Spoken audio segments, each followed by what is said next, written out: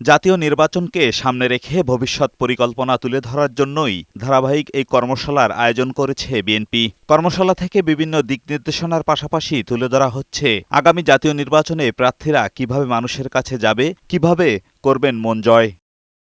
শুক্রবার কর্মশালায় অংশ নেন ঢাকা মহানগরীর বিভিন্ন শিক্ষা প্রতিষ্ঠানের শিক্ষার্থীরা, যারা বিএনপির এই কর্মপরিকল্পনাগুলো সাধারণ মানুষের কাছে ছড়িয়ে দিবেন।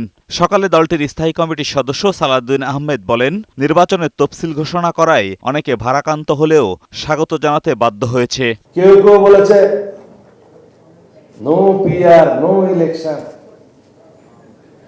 কেউ কেউ বলেছে আগে স্থানীয় সরকার ইলেকশন, না হলে নো ইলেকশন, আর কেউ কেউ বলেছে একই দিনে গণভোট আর হলে আমরা মানি না। কেউ কেউ বলেছে 2029 সালের দিকে নির্বাচনের জন্য অপেক্ষা করেন। বলেছে কিনা? এরা সবাই, আমি কারো নাম নিতে চাই না, গণতন্ত্রের বিপক্ষের শিবির। কর্মশালায় বিকেলে লন্ডন থেকে ভার্চুয়ালি যুক্ত হন দলের ভারপ্রাপ্ত চেয়ারম্যান তারেক রহমান। বক্তব্যের শুরুতে তিনি ইনকিলাব মঞ্চের নেতা উসমান হাদিকে গুলি করার তীব্র নিন্দা জানান। বলেন, সব ষড়যন্ত্র ও অন্যায়ের বিরুদ্ধে রুখে দাঁড়িয়ে গণতন্ত্র পুনরুদ্ধার করতে হবে।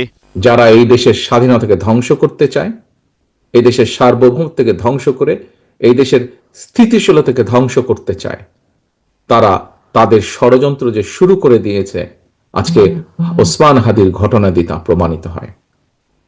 আমরা বিভ্রান্তি ছড়ানো থেকে প্রত্যেককে বিরত থাকতে হবে। কেউ যাতে কোনো বিভ্রান্তি ছড়ানোর সুযোগ না পায়, সেই ব্যাপারে আমাদেরকে সচেতন থাকতে হবে। অতীত থেকে শিক্ষা নিয়ে দলের নেতাকর্মীদের আরও প্রতিবাদী হওয়ার আহ্বান জানিয়ে তারেক রহমান বলেন, যে কোনো বিভ্রান্তি থেকে সবাইকে সচেতন থাকতে হবে। এই অন্যায়ের বিরুদ্ধে যদি অবস্থান নিতে হয়, যে কোনো মূল্যে আমাদেরকে গণতন্ত্রকে প্রতিষ্ঠিত করতে হবে।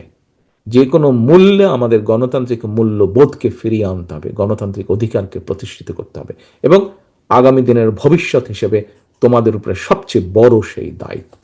হারানো গণতন্ত্র ফেরাতে সবাইকে সোচ্চার হওয়ার আহ্বান জানান বিএনপির ভারপ্রাপ্ত চেয়ারম্যান।